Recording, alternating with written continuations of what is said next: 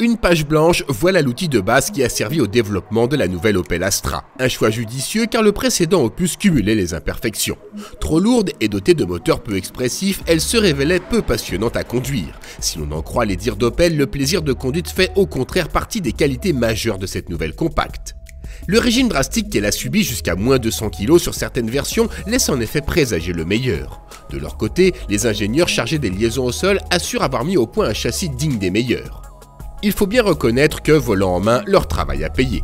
La tenue de route de l'Astra est parfaitement saine, quelles que soient les conditions météo et l'état de la route. La précision et le mordant du train avant sont particulièrement appréciables, sans toutefois atteindre le niveau de celui de la Peugeot 308. Ces qualités routières ne pénalisent pas pour autant le confort. Les sièges enveloppants mais un peu fermes sur cette finition assurent un maintien irréprochable, tandis que l'amortissement reste prévenant en toutes circonstances.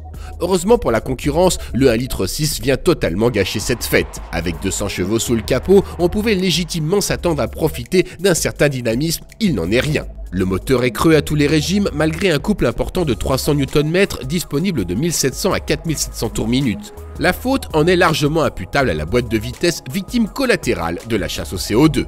Ces rapports ultra longs auraient tout à fait leur place sur une version basse consommation, mais on peut douter qu'un faible appétit soit l'argument qui parle au plus à l'acheteur d'une berline essence de 200 chevaux. Pour couronner le tout, la commande se révèle particulièrement imprécise. Ce loupé mécanique est d'autant plus regrettable que l'Astra s'avère par ailleurs plutôt réussie. Elle ne bat aucun record en matière d'habitabilité, notamment aux places arrière, et son coffre offre un volume juste moyen. Mais la présentation intérieure est agréable avec des matériaux de qualité et des assemblages soignés.